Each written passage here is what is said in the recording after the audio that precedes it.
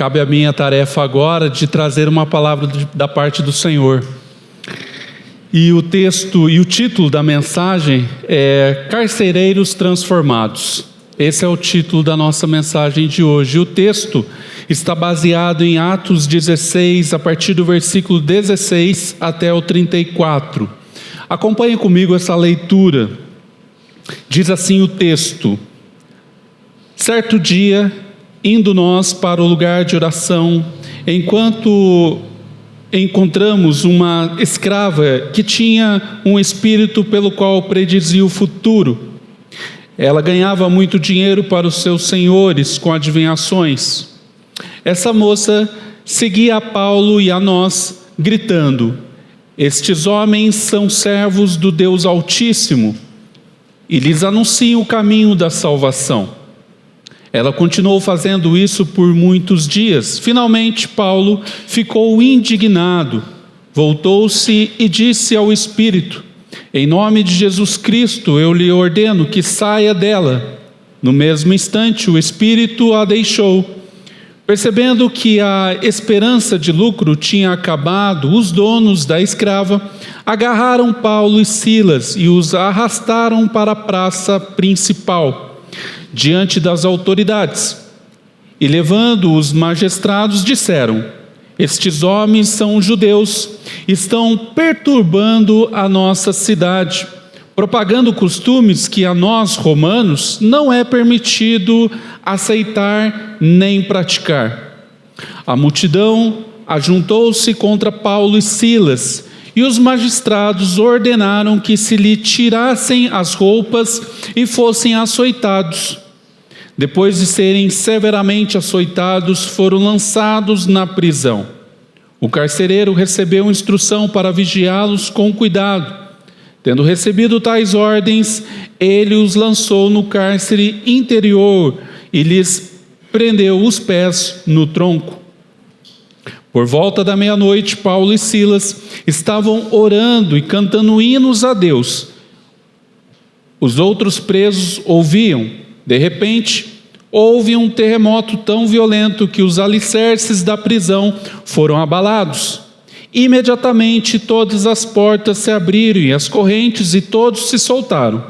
O carcereiro acordou e, vendo as portas abertas da prisão, desembainhou sua espada para se matar, porque pensava que todos os presos tivessem fugido. Mas Paulo gritou: não faça isso, estamos aqui. O carcereiro pediu luz, entrou correndo e trêmulo, prostrou-se diante de Paulo e Silas. Então levou-os para fora e perguntou: senhores, o que devo fazer para ser salvo? E eles respondeu: creia no Senhor Jesus e serão salvos, você e os de sua casa. E pregaram a palavra de Deus a ele e a todos os que de sua casa. Naquela mesma hora da noite, o carcereiro lavou as feridas deles e em seguida ele e todos os seus foram batizados. Então os levou para sua casa, serviu-lhes uma refeição e com todos os de sua casa alegrou-se muito por haver crido em Deus. Feche os seus olhos, nós vamos orar. Papai do céu, nós te agradecemos, Senhor. Bendizemos o teu nome, glorificamos porque o Senhor é dono de tudo, o Senhor é que comanda e controla nossas vidas. Espírito Santo de Deus, obrigado pela tua presença. Nós cremos que desde o primeiro momento em que adentramos este lugar, o Senhor tem falado conosco. E te pedimos agora, Pai, aqui está a tua palavra, aqui está o teu povo. Usa-me, Senhor, como instrumento para entregar aquilo que lhe agrada, aquilo que está de acordo com o teu coração e com o teu trono. E eu declaro, Senhor, mentes abertas e ouvidos abertos para ouvir a tua voz, para ouvir os teus direcionamentos e que possamos sair daqui mais entendedores e cheios da tua presença. Em nome de Jesus. Amém. Amém, irmãos? Esse texto que nós lemos, versículos anteriores a ele, trazem um local onde isso ocorre, na cidade de Filipos. Hoje há apenas ruínas dessa cidade. Na moderna Grécia, nós temos uma imagem aí, pode colocar, irmão. Esse é o local da cidade de Filipos hoje. Sobrou apenas ruínas. Em 2016, a Unesco, que é a Organização das Nações Unidas para Educação, Ciência, Cultura, ela declarou esse lugar como patrimônio mundial, por conter todas as nuances, né, por ter essa historicidade do cristão, do movimento cristão na Grécia. Dos primeiros cristãos lá. Então a Unesco declarou esse lugar como um patrimônio mundial. Toda aquela região na época era uma região de paganismo. Não era de se surpreender que uma mulher usada por espíritos tinha a profissão, se assim a gente pode dizer, como adivinha. Assim como nós vemos hoje pessoas que se denominam ciganos, né, que fazem a leitura que por algum motivo as pessoas acreditam que o que elas falam é verdade. Mas aquele local era totalmente possuído por paganismos. Eles cultuavam deuses das mais diversas esferas, e aquela mulher era possuída por esses espíritos. Como você bem acompanhou, essa mulher era uma espécie de funcionária de homens, né? Atos 16, 19 diz aí para nós: percebendo que a sua esperança de lucro tinha se acabado, ou seja, ela, além de ser uma escrava espiritual, ela era uma escrava de homens também, porque ela dava lucro para as pessoas, para aquelas pessoas. Paulo então expulsa o espírito daquela mulher. E aqueles homens, percebendo que o lucro deles tinha se esvaído, eles tentam provocar em Paulo e Silas algo pior do que eles achavam que iam conseguir, né? Eles são levados diante então de magistrados em praça pública. E qual era a acusação? Atos 16, 20 a gente leu: e levando os magistrados disseram: estes homens são judeus e estão perturbando a nossa cidade. Com a multidão inflamada, os magistrados então decidem fazer a pena, aplicar a pena, determinar que eles fossem açoitados e, sob a custódia de um carcereiro, ficassem na prisão. Nós poderíamos dizer que, se a gente recortasse essa história e dissesse que o cristianismo é isso, a gente podia chegar à conclusão que não valeria a pena ser cristão. Se nós pegássemos esse trecho apenas e apresentasse para as pessoas: o cristianismo é isso, a maioria das pessoas não viriam. Sendo, o que Paulo tem buscado, o que Paulo estava fazendo naquele lugar, junto com Silas e seus companheiros? Ele não estava criando tumulto, ele não estava tentando levar uma outra palavra que fosse em acordo com aquelas pessoas. Ele estava pregando a palavra de Deus. E, consequentemente, por ser uma região, uma cidade paganista, o texto é claro, né? Os acusadores de Paulo e Silas diz que eles não podiam praticar aquelas coisas, era contra a lei de Roma. Agora, é interessante a gente pensar que, se tudo isso que a gente apresentasse para as pessoas, Paulo não buscava ser aplaudido. Ele não estava buscando o reconhecimento das pessoas. Ele recebia, o que ele estava recebendo, na verdade, era açoites e uma prisão. Agora, no nosso Brasil atualmente, a gente não tem tanta dureza com a palavra de Deus ainda. Mas há algumas pessoas que já estão sofrendo perseguição por apenas falar a verdade, por apenas ir de acordo com o que a palavra de Deus nos ensina. Você deve ter visto por aí, volta e meia a gente vem nessa discussão com relação ao aborto, por exemplo. Nós somos a favor da vida desde a sua concepção, mas a nossa sociedade tenta embutir no pensamento de que a vida não vale a pena, que ela precisa ser ceifada, que quem decide se a pessoa vai viver ou morrer não é a pessoa que está no ventre, mas é uma outra pessoa que está fora. A gente já vive isso. Mas isso me faz refletir, e aí a gente vai começar a discorrer sobre isso. O primeiro ponto é que a vida cristã, ela não é um passeio no parque. Ela não é um domingo à tarde no parque. Não é sobre isso que a vida cristã é. Uma das frases mais ouvidas quando a pessoa está desanimada, está querendo desistir da fé, da igreja, e os líderes estão aí, o pastor está aí, pode confirmar isso. A pessoa chega e fala assim: eu vou sair da igreja. E aí a pergunta retórica é: por que você vai sair da igreja? Porque eu estou decepcionado com a igreja. Na verdade, o que ela não tem coragem de dizer é que ela está decepcionada com as pessoas da igreja. O fato é que se nós viermos para a igreja para encontrar nas pessoas aquilo que falta em mim, eu vou ter decepção, porque ninguém é perfeito. Se há um lugar no mundo, na face da terra, nessa hora, em São José dos Campos, que tem pessoas imperfeitas, um desses lugares é aqui. Todos nós somos imperfeitos.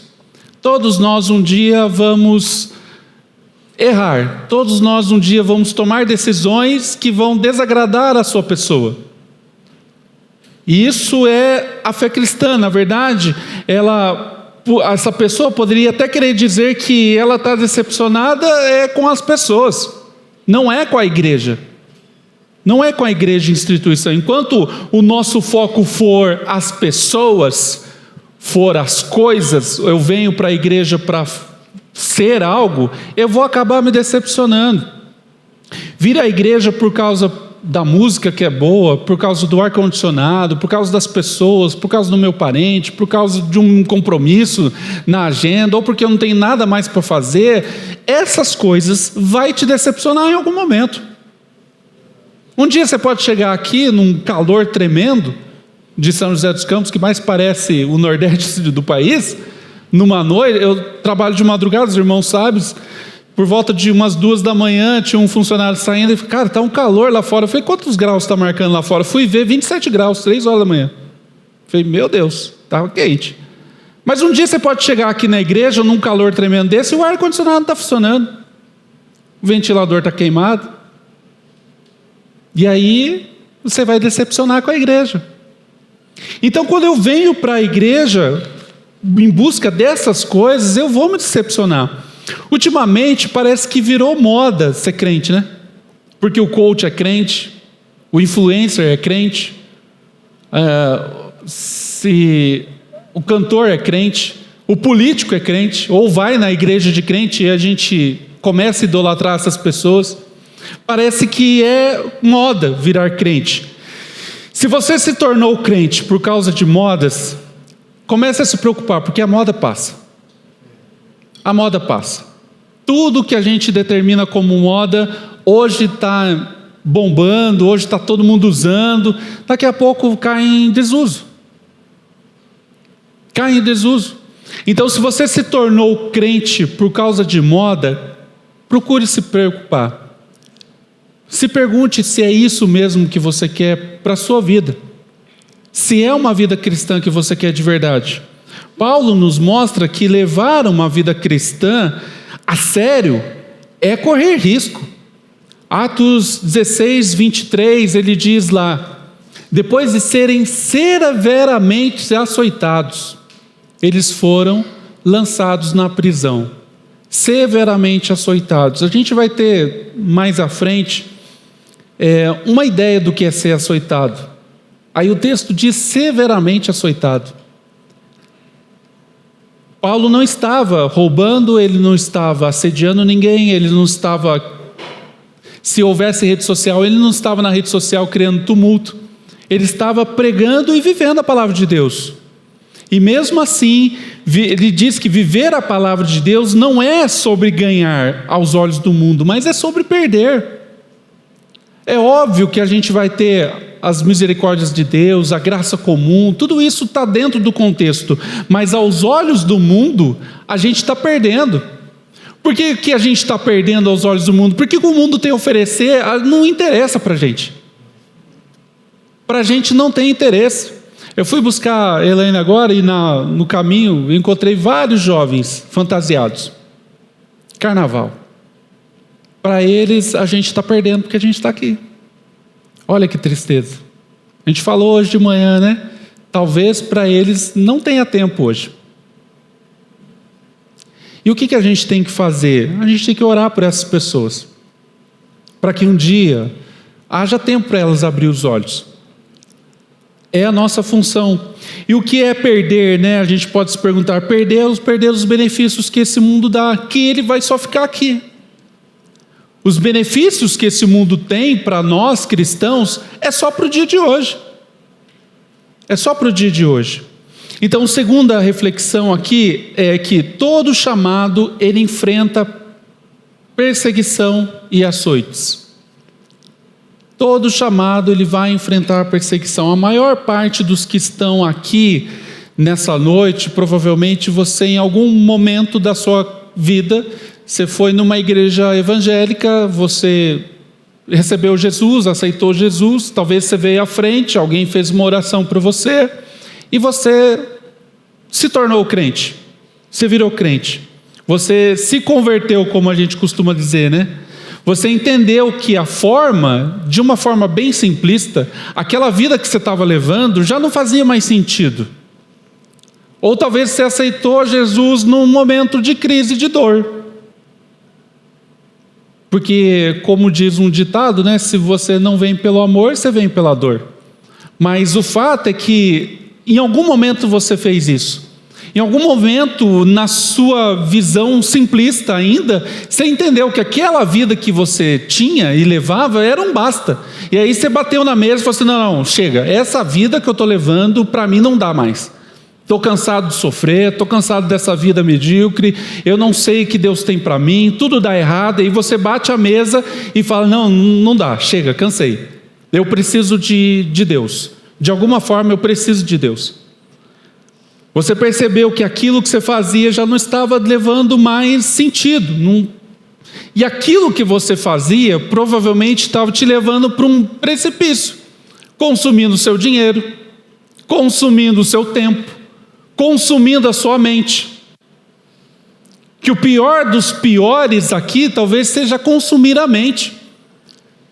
É aquele vício que a pessoa, por mais que ela lute, ela está tão no automático que ela sai fazendo. Esse é um dos piores. E por consequência, isso tudo leva o quê? Você se afastar das pessoas e principalmente do propósito de Deus para a sua vida. Deus tem um propósito na vida de cada um aqui. Cada um tem um propósito. Mas talvez você parou por aí. Você aceitou Jesus num belo domingo à noite ou um domingo de manhã. Alguém fez uma oração para você. Você se converteu e parou por aí. Estagnou, como a gente fala, né? Você simplesmente parou. Agora eu sou crente, está tudo certo, sou salvo. Você até vem nos cultos. De vez em quando vai nas células, de vez em quando vem na segunda, de vez em quando vem na quinta, de vez em quando vem no domingo de manhã. Você parou. E esse é um grande problema.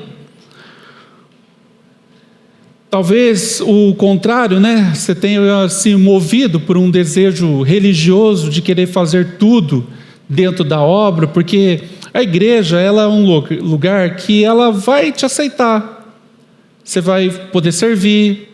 E talvez seja o único lugar que você tenha destaque. Talvez lá na sua empresa ninguém te vê. E está tudo bem. Mas na igreja você pode ter a oportunidade de ministrar, de cantar, de fazer qualquer coisa. Mas tem um outro problema. Quando você vem para a igreja com essa intenção e as pessoas não te dão um tapinha nas costas, não te falam, que legal, não te falam muito obrigado, aí você desanima da fé também.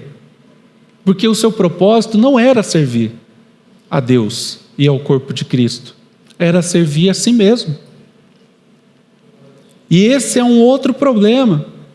É óbvio que todo ser humano gosta de elogio, todo ser humano gosta. Todo ser humano gosta de ser reconhecido. Isso é inerente à nossa humanidade, à nossa natureza humana. Nós gostamos, nós sentimos motivados. Quem não sente? Quando você faz algo em casa, quem não sente que você é reconhecido por aquilo? O ser humano é assim. Só que aí você começa a achar que, pelo fato de ninguém reconhecer o seu trabalho na obra, as pessoas são ingratas. Você começa a achar que, pelo fato de você estar fazendo algo na obra e ninguém te fala um obrigado, você acha que é ingrato, que eu faço e ninguém dá valor. E a conversão tem a ver com o Espírito fazer algo em você. Agora, o chamado tem a ver com o Deus usar você no chamado. É diferente. Então a gente precisa entender essas duas coisas. E por isso que o chamado enfrenta perseguições. E nem todo mundo está disposto a enfrentar a perseguição no chamado. Porque lá no serviço você até enfrenta a perseguição. Você segura a bronca lá, porque tem um salário no final do mês. Mas na igreja eu não aceito. Na igreja eu não posso ser perseguido, porque eu sou. É quase um semideus. E esse pensamento está errado. Porque aqui a gente, como eu disse no começo, todo mundo é falho. Todo mundo vai errar. Todo mundo às vezes vem tocar aqui, erra uma nota, erra Cara, está tudo bem. Está tudo bem. O que a gente não pode fazer é julgar as pessoas que estão tentando fazer algo. E isso é um problema, porque a gente bloqueia a nós mesmos. A gente não está prejudicando quem está aqui tentando fazer. A gente está bloqueando a ação de Deus em nós. Porque talvez o Espírito Santo esteja à porta para entregar aquilo que você pede, mas enquanto você não entender certas coisas, você não vai receber. Você não vai receber. Então, o que vimos nesse texto que lemos, Paulo sendo perseguido. Mas veja só o que ele escreve em Roma, preso, 67 anos, na contagem de anos, depois de Cristo. Em 2 Timóteo 3,12, diz assim: de fato, todos os que desejam viver piedosamente em Cristo Jesus serão perseguidos. Bem-vindo você que não tinha entendido isso. Você está sendo perseguido? Parabéns. É daí para pior. É daí para pior. Que via de regra, a igreja verdadeira, ela vai ser perseguida em todas as esferas. Em todas as esferas. Na sua família, no trabalho, na política, na música, no cinema, nas indústrias, em tudo. Em tudo. Você vai ser perseguido. Agora, o terceiro ponto é: o seu louvor chega onde você não imagina. Entendido isso, que você serve ao Senhor e de uma certa forma você é perseguido, a gente entende e precisa entender que o louvor, ele vai chegar em lugares que a gente não vai entender por que chegou lá. Paulo mesmo ferido e preso junto com Silas, eles estavam louvando a Deus. Às vezes a gente tem uma dificuldade no trabalho e a gente esquece de agradecer a Deus pela dificuldade. Como assim, né? É estranho, né? Pensar que agradecer a dificuldade no trabalho, porque você tem um trabalho. Esse já seria o motivo pelo qual você deveria se alegrar. Muitos pais de família não têm por que acordar cedo amanhã, a não ser para procurar um emprego. Então, se há uma dificuldade, se há uma luta lá no seu trabalho, agradeça a Deus porque você tem trabalho. Porque você está lá, não apenas como um funcionário, mas como um missionário de Deus. Um missionário de Deus. Quando estamos sofrendo, ou porque esperávamos o reconhecimento das pessoas, nossos esforços, seja no trabalho, na família, na igreja, e por vezes o nosso louvor e adoração parece diminuir. E aqui eu não estou falando de música. Porque a nossa vida, ela é um louvor e uma adoração. tudo o nosso caminhar, o nosso agir, o nosso pensar, o nosso falar, ele reflete, como nós falamos hoje de manhã, você é um outdoor do Evangelho para as pessoas. Um outdoor na estrada, quem viaja ou dirige ou já viajou, você vê o outdoor de longe. Você já vê algo lá e você tenta ler o que está escrito lá. E a nossa vida cristã, ela é um outdoor. E o louvor aqui a qual eu me refiro não é música, é o seu caminhar. Porque na hora que você tropeça e que eu tropeço, as pessoas, cara, vão apontar você, nossa, é da vida plena, olha. E a gente está divulgando o evangelho errado. Mas quando nós entendemos que o que eu faço, e eu faço preocupado com a obra, os louvores que eu dou chegam a lugares inimagináveis. E foi assim com Paulo e Silas lá na prisão. Enquanto eles viam as correntes se abrindo, eles já estavam adorando. Eles não começaram a adorar porque as correntes se abriram. Eles estavam adorando antes. Pensa bem que loucura que é a vida cristã. O cara vai para a cidade que ele não conhecia ninguém, começa a pregar, uma moça, Lídia, se converte, e aí eles continuam a pregar, encontram essa moça que tem o espírito de adivinhação, expulsa o demônio dela, os homens a qual ela servia, pegam ele, prendem você, e Paulo e Silas, e aí chega na praça, você é condenado. Por quê? Porque você estava pregando a sua palavra.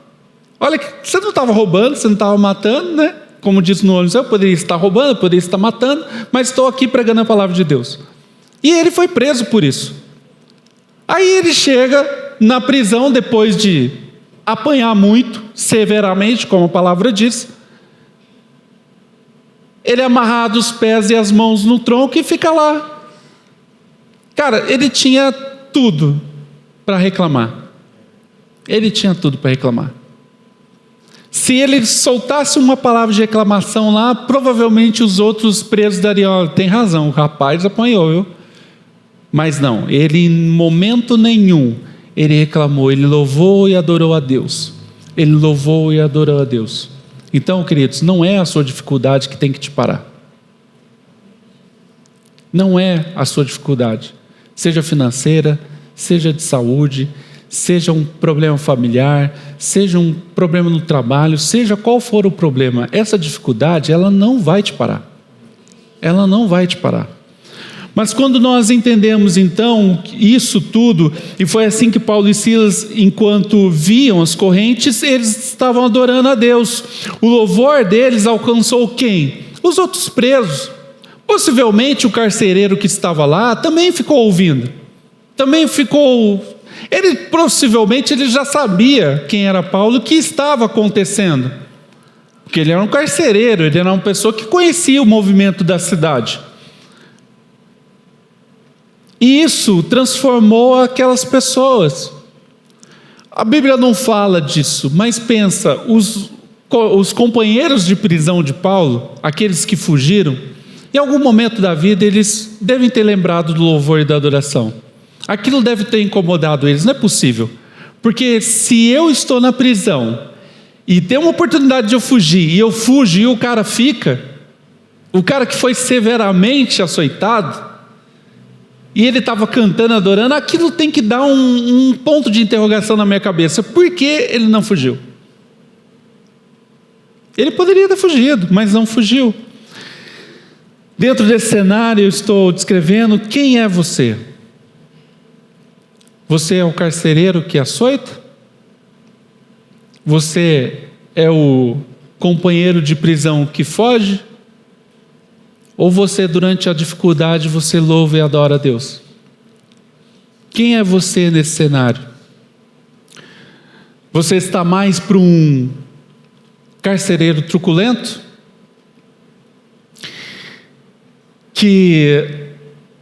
Será que não está na hora de deixarmos essa roupagem de carcereiro truculento e passar a ser um carcereiro que cuida? E a gente vai entender um pouco mais. Eu não tenho essa visão, mas sabia que talvez algumas pessoas estão orando para você deixar de ser quem você é, para você se tornar quem Deus quer que você seja? E isso diz respeito a todas as áreas da nossa vida. Ficar irritado de vez em quando, irmão, é normal. Ficar irritado com um cachorro que vai lá e faz xixi na roda do seu carro novo, e daí você tem que limpar de vez em quando, cara, tá tudo bem, é normal. Ficar irritado com uma criança, às vezes que faz pirraça, briga, cara, criança é criança, tá tudo bem. Às vezes a gente tem vontade de jogar pela janela, eu sei, mas tá tudo certo, é normal. É normal ficar irritado de vez em quando. Agora, é de vez em quando. É de vez em quando. Mas aí você descobre que, é engraçado, né? Que você descobre que essas coisas corrigem o quê? Lavando a garagem. Você vai lá, lava a garagem, está tudo bem. Depois 5 minutos depois, ele vai lá e faz xixi na roda de novo. Mas está tudo certo. Não tem o que fazer. É da natureza. A criança ensina uma vez, ela vai lá, faz de novo. Você ensina outra, ela vai lá e faz de novo. Dá vontade de, né? Ô, chinelinha havaiana, vem cá. Mas isso, você tem que entender, a gente precisa entender que criança é criança. A gente foi criança, a gente não lembra das peripécias que a gente aprontou. Eles nos contam, eu acho que é mentira, mas falam, acho que inventam um pouquinho mais, né? Mas nos falam que a gente aprontou muito. Às vezes falam assim pra gente, você fazia pior. Nossa, peraí, se eu fazia pior, misericórdia, né? Por que eu não fui crente antes? Mas isso tudo é para a gente entender que essas coisas são da vida. A gente vai se irritar com isso, mas tem que ser de vez em quando. E a gente precisa entender que, no caso de criança, a gente vai ensinar 1 vez, 2 vezes, 3 vezes. Para quê? Para que ela cresça num ambiente de harmonia, não um ambiente de rebeldia, que é toma lá da cá. Que eu faço, eu apanho. E a gente precisa entender que é assim, e a gente vai resolvendo essas coisas. Temos visto na nossa sociedade que o mundo está sem paciência.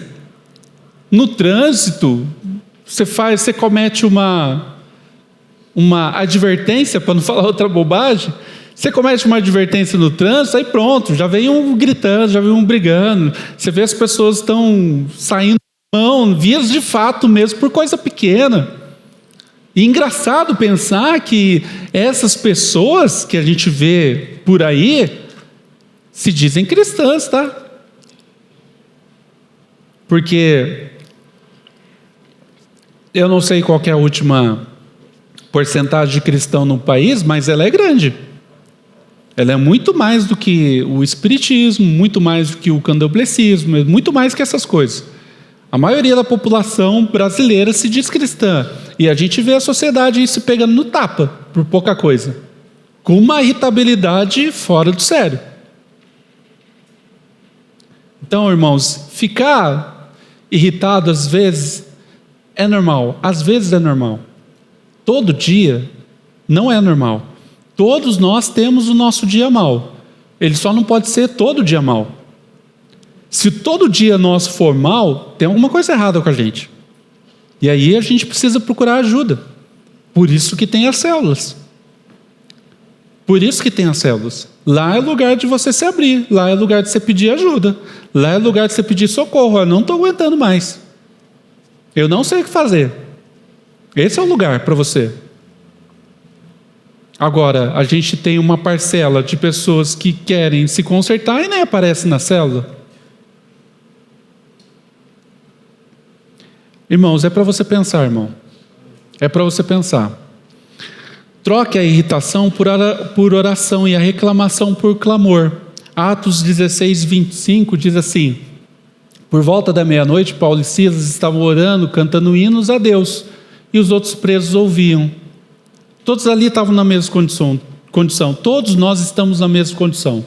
Nós estamos no mesmo país, com a mesma moeda. Amanhã precisa comprar café, R$ 34, é R$ 28.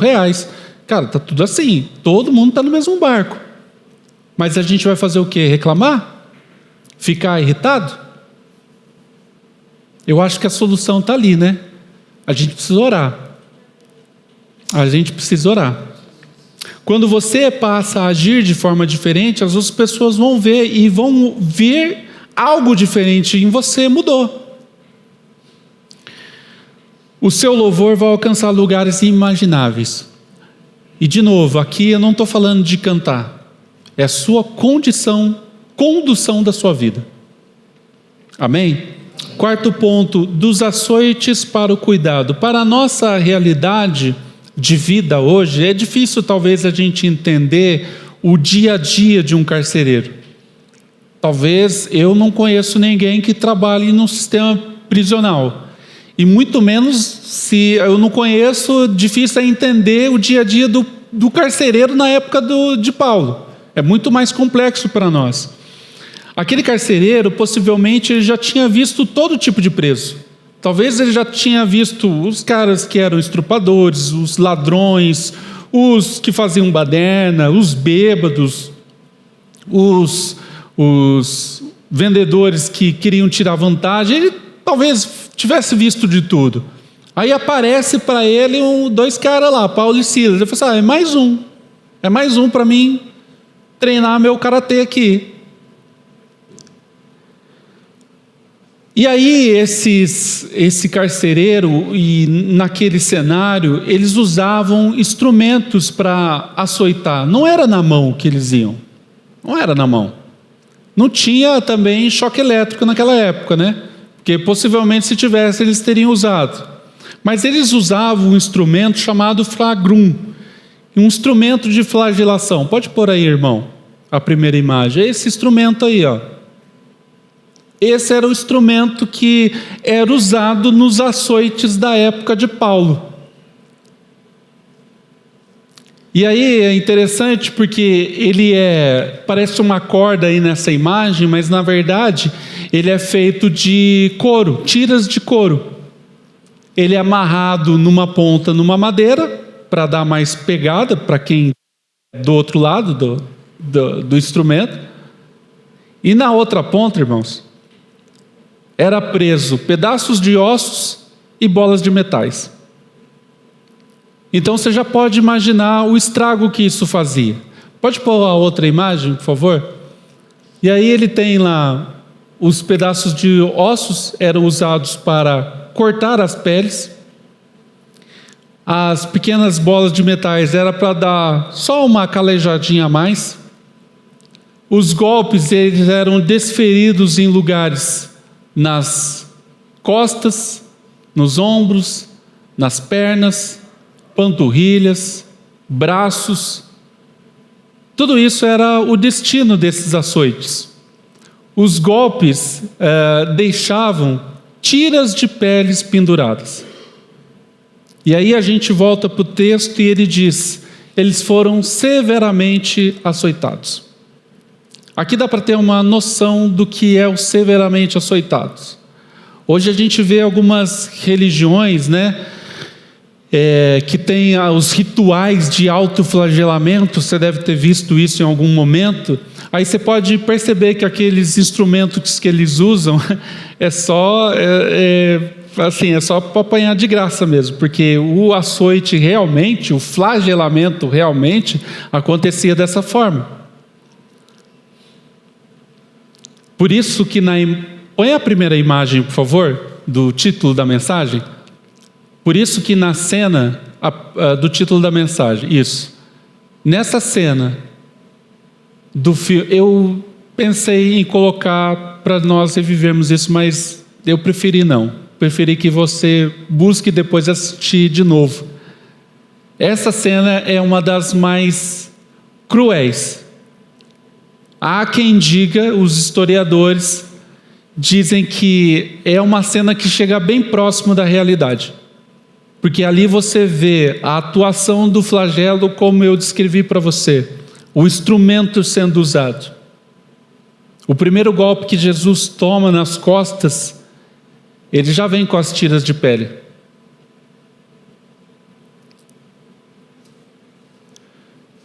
Esses golpes tinham então um endereço certo, as costas de quem tinha sido condenado ao flagelo. Mas o carcereiro, ao ver possivelmente e ouvir os louvores de Silas e Paulo, que eles entoavam, né, antes do terremoto acontecer, do tremor acontecer, ele foi tocado pelo Espírito Santo.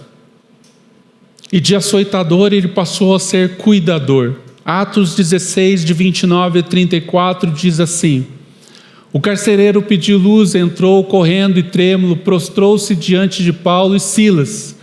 E então levou-os para fora e perguntou: senhores, o que devo fazer para ser salvo? Eles responderam: creia no Senhor Jesus e serão salvos você e os de sua casa. E pregaram a palavra de Deus a ele e todos na sua casa. Naquela mesma noite, naquela mesma hora da noite, o carcereiro lavou as feridas deles, e em seguida ele e todos os seus foram batizados. Então levou para sua casa, serviu-lhes uma refeição, e com todos os de sua casa alegrou-se muito por haver crido em Deus. Há uma transformação aqui, há uma conversão. A mesma pessoa que no dia anterior participou dos açoites, agora passa a ser cuidador da pessoa que ele feriu. Aquele carcereiro já tinha visto de tudo, como eu disse, mas o que ele não tinha visto era uma coisa: os verdadeiros adoradores. Ele nunca tinha se deparado com isso. Aquilo tocou tremendamente no coração dele, que fez com que ele entendesse que ele precisava de algo diferente.